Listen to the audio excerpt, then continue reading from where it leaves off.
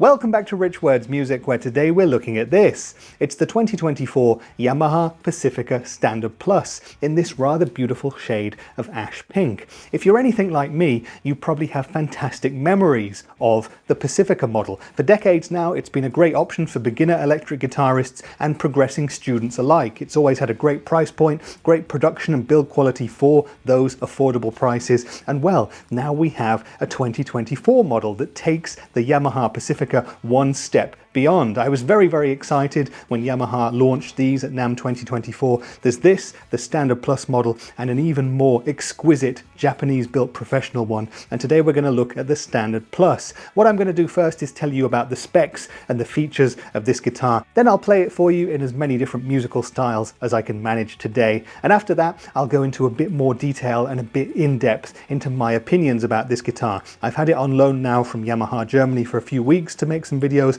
and I've played it pretty intensively in that time, and there's a lot to say about it. Now, check out the timestamps down there if you want to go to any specific part of the video straight away, but strap yourself in first now for these specifications and features. Now, the first thing to say is that this guitar will set you back around $1,350, 1,250 euros, or about 1,200 Great British pounds. It comes with a gig bag as well, but that means that what we have here is a guitar that's at a hotly contested price point, so that's already one interesting thing to note. And it also marks the Standard Plus Pacifica as being significantly more expensive than any Pacificas that have come before it. But what do you get for that money? Well, underneath this beautiful ash pink body, and there are many other colors available by the way, as well as rosewood or maple fingerboard options, we have an alder body on this guitar. If you're a Strat type person, you'll recognize straight away the double cutaway, although of course this is its own thing, and it is an evolution of the Pacifica body. We've got some slightly different beveling. It's very ergonomic, very comfortable to hold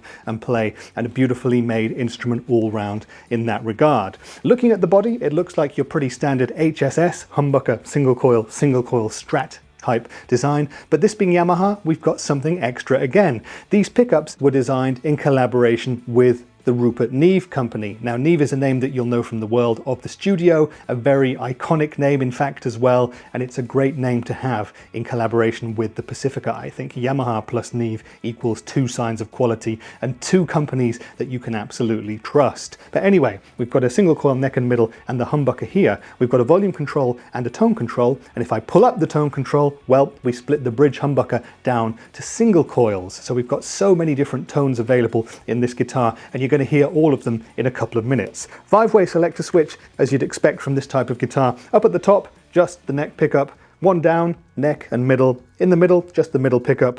One down again, the middle and the bridge. And if I pull up here, the middle and the bridge in single coil.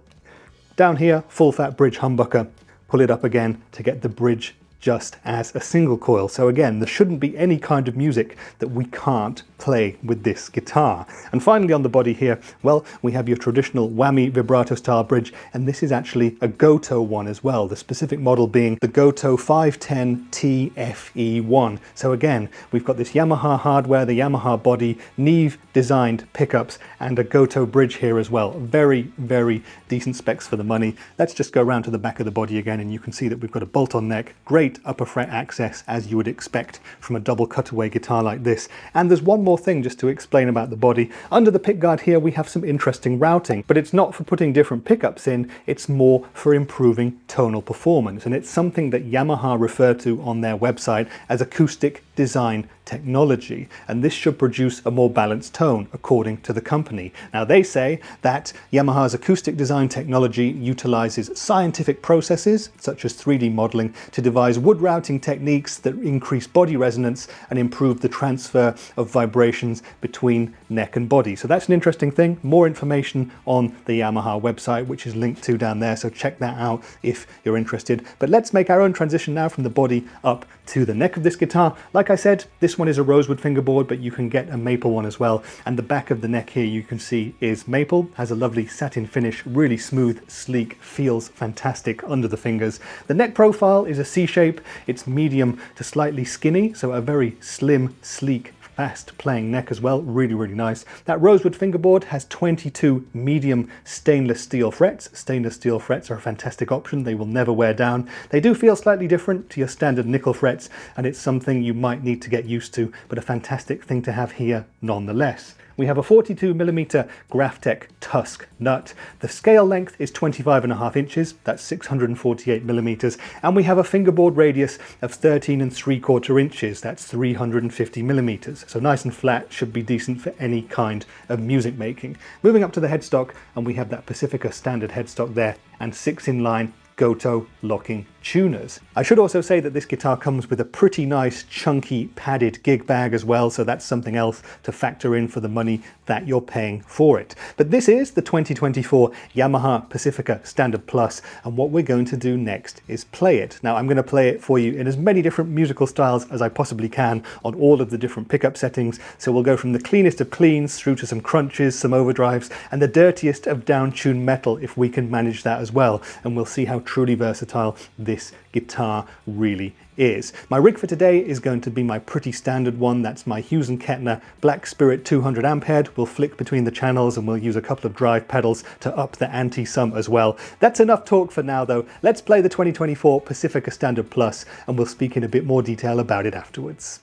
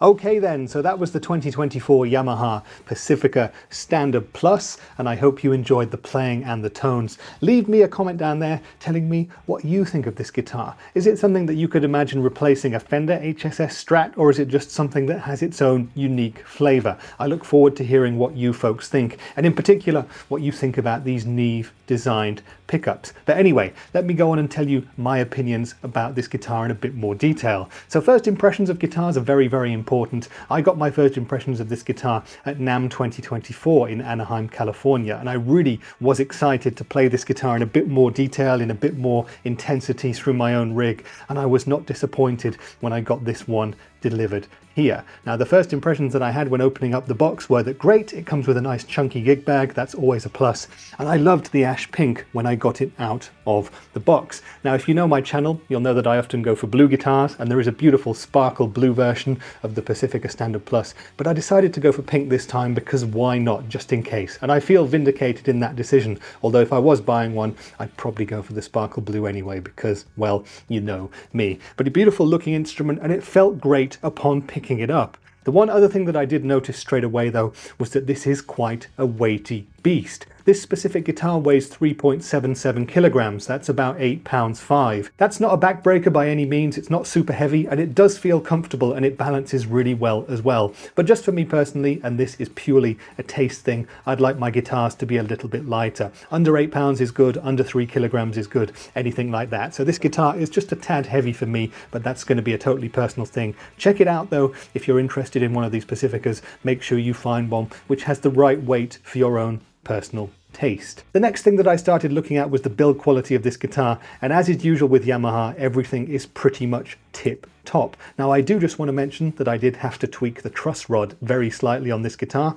I had a sort of half dead 6th fret on the high E string. I wrote to Yamaha after I got it and said, listen guys, this has happened, and they were like, we trust you to tweak the truss rod on this guitar, and I said okay, and I did. The guitar has a spoke wheel down here to tweak the truss rod, making it very, very easy. It comes with the bar as well that you can put in. I just gave it a quarter of a turn and straight away we were on easy street, so that was very easy maintenance, and I wouldn't have trusted myself with a more traditional truss rod, especially with a Loans guitar like this, but it did the job straight away, and after that the guitar has played perfectly ever since. The rest of the build quality, absolutely fantastic. These stainless steel frets, very, very comfortable. The neck is extremely sleek, smooth, and feels fantastic in the hand too. No problems at all with the electronics or anything like that, and the Gotoh hardware, of course, is fantastic. And it's just with these brands attached to this guitar, you feel a sense of self-confidence that nothing is going to go wrong when you're playing it. You know, these Gotoh tuners and the bridge, you expect them to be stable and to hold tune really well. With Yamaha as well,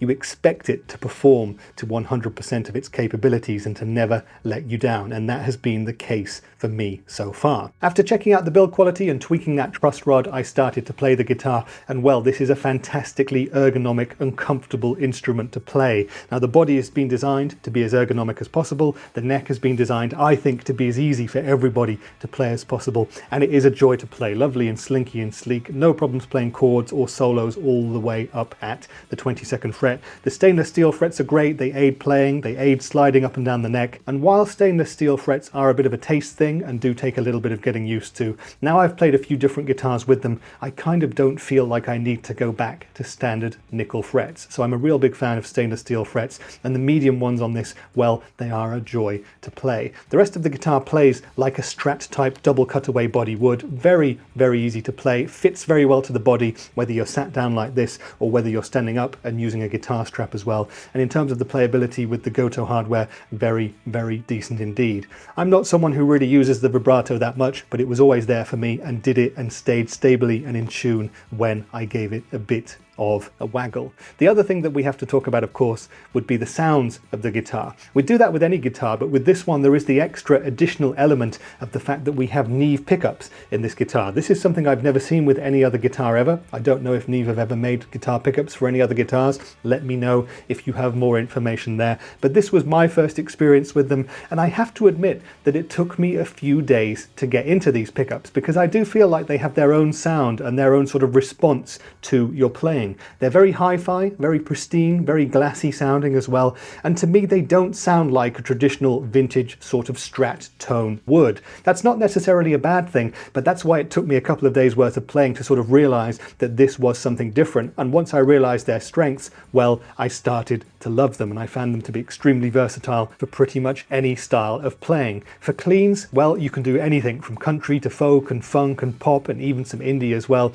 Really, really good for all of that stuff. You might find yourself using the tone knob to tame things slightly, because you do have a lot of pristine high end with this guitar and a lot of sparkle. It might be too much for some of you, it might not, but I really, really like the clean tones from these pickups. The highlight for me would be pulling out the tone control, going to this fourth setting here and having the middle and the bridge pickup, the bridge pickup in coil split mode, and really getting some of those funky, quacky, stratty sort of tones. Again, not classic vintage stratty tones, at least to my ears, but a more modern sort of a sound, which worked great for funky stuff, but also for arpeggio playing as well. When we kicked in some overdrive, courtesy of the Grungey Lightspeed or the crunch channel on the amplifier, I thought this guitar sounded fantastic. The bridge humbucker is a really fantastic pickup for classic rock in the vein of AC/DC or Airbourne or something like that. And using the Grungey Lightspeed, we had some lovely and quite restrained indie rock sounds. You might have noticed, if you've watched other videos of mine, that I tend to have all of my settings on the Grungey Lightspeed at about 1 o'clock, and that's sufficient to get quite a bit of breakup with hotter pickups. And I noticed straight away that the pickups on this guitar, apart from the bridge humbucker, are pretty low output, so the neck and the middle were just like with a clean boost using the Lightspeed at my traditional settings. Sounded fantastic, and of course I could wind the gain up a bit more to get some drive going on, but really, really nice crunchy sort of sounds. When we moved up to the lead channel of the amp into hard rock and punk rock territory, again, the bridge humbucker on this guitar just sounds fantastic. It's pristine as well and has a lot of clarity, just like the other two pickups, and it really works well for that sort of stuff. Palm muting for the pop punk was really easy to hear. You hear all of the individual notes, and for the hard rock stuff as well, we got some really beefy, thick, aggressive humbucker tones. Really, really good. When we tuned down to drop D and I engaged the Rev G3 distortion pedal, we were getting some massive, thick metal sort of tones, but I think for more modern metal sounds, you'd want to pick a more high output modern humbucker. That doesn't mean to say that this guitar can't do that and doesn't sound great for it, but there are going to be more guitars that are even more suited to that style of music. Overall though, this being an HSS Strat type pickup configuration with this coil split, well, you can use this one guitar to play any style of music, no matter whether you're at a jazz gig or a country gig, a pop gig, a rock gig, an indie gig, or even a metal gig. If that's your thing, you could play it with this guitar and it will handle it no problem whatsoever. So full marks for those Neve pickups, and I would be excited to see those pickups mounted on different guitars in the future as well, just to see how they handle that sort of stuff. Very, very cool, and a nice experiment that I think is to be repeated in future. Now, if you've been watching this video and you're interested in this kind of guitar, but you're wondering what else is out there, well, that's one factor where I think Yamaha are going to have a lot of competition, because for about $1,300, 1,200 euros or thereabouts, there is a huge amount of competition for the Pacifica Standard Plus. Now, if you really like the Yamaha vibe and you want to stay with the Pacifica and you've got a lot more money, about $1,000 or euros to give out, you could go for the exquisite Pacifica Professional model. These have a few different mod cons. They are built in Japan, obviously, as well, and they are going to cost that much more money, and they are exquisite instruments. I've played them too. Is the difference difference in terms of tonality and performance worth the $1,000? That's a question that you'll have to answer for yourself. I hope to get a professional in to test against the Standard Plus at some point, and maybe then I can answer that one for you too. But again, that's also a guitar at $2,200 or euros, which also has a significant amount of competition. Now elsewhere, if you're looking for a guitar like this, well, Fender would be the natural bedfellow. There's the Player Plus series, which are similarly sort of priced, perhaps a little bit cheaper than the Standard Plus, and there are many different options there in terms of pickups, in terms of necks, fingerboard woods, body colors, and so on. And then there's the even cheaper Fender Player series, which are probably going to be $300, $400, maybe even $500 or euros more affordable than the Pacifica. So very many options there as well. Of course, you could also, for less money, go for one of the older Yamaha Pacifica models. You always know that you're going to get a great guitar with a Pacifica for the amount of money that you give out. Otherwise, though, beyond Fender, there are so many guitar companies building HSS style Strat type guitars. Just a few of my favorites at around this sort of a price point, or a bit more or a bit less, would be the Schecter Nick Johnson signature model. That's available in a beautiful pink too. That is a wonderful guitar. I might buy one of those one day because they're really, really good instruments. But there are other companies building slightly more rocky versions, the likes of Charvel and Jackson, for example. You could try something a bit more left field, like a Chapman ML1 Pro, for example. Those are pretty cool guitars as well. And then of course you've got powerhouses like FGN and Ibanez, who are building guitars in this sort of style at multiple price points as well. So much competition for Yamaha here, but I definitely think that the Pacifica Standard Plus should at least be on your shortlist if you're looking for a guitar like this at this sort of price point. And so overall then, I have to say that I'm really, really impressed with this guitar. I had high hopes for it after seeing the launch, and it's met every one of my requirements and surpassed some of my expectations too. Now, I love Yamaha as a brand. I love the old Pacificas from the days of yore, and I love the Revstar revamp that they did a couple of years ago. There's plenty of Revstar videos on my channel. I sort of expected that this guitar would be like their take of the Revstar in Pacifica form, but it's not. It's its own thing. The Neve pickups are their own thing too, and it just is a unique instrument as well. So it's a take on the Stratocaster type in terms of design, but with its own flavor, its own life, its own DNA. So I really recommend that you try it, whether you're a Strat fan or not, just to get your own thoughts and to make your own mind up about this guitar. But everything about it for me is really, really decent. It feels fantastic to play. I love this slim neck. I love the rosewood fingerboard and the stainless steel medium frets. The body is really comfortable. You've got this great Gotoh hardware as well, so you can't go wrong in that sense. Like I said, it sounds different, but it sounds fantastic for pretty much any style of music. Looks really cool too. What more is there that you could want, really? It does have a lot of competition in terms of price points, so it is going to be interesting to see what people do if they're looking for about €1,000 or dollars. Are they going to go for this, or are they going to go for a Fender? And of course, there's the used market out there as well. So there are going to be many decent USA Fender options out there for similar prices to this if you're prepared to buy a used guitar as well. Many, many factors in play here, but overall, the Pacifica Standard Plus is a great guitar, well deserving of its place on your short list of guitars to test in 2024. I shall hopefully be using this one in a lot more videos, and I will be doing a comparison between this and my early 90s Fender Japanese Strat. That's coming up soon, so stick around for that one. If you've not already subscribed to the channel, please do so and you won't miss that video. But I hope you've enjoyed this one, and I hope it's answered all of the questions that you had about the Pacifica Standard Plus. If there's anything else you'd like to know, drop me a line down there. And if you're still around, would make my day if you wanted to give the video a like or something like that, because that really does help. But that's been it for today's video. I've been Rich for Rich Words Music, and I'll see you in the next one. Bye for now.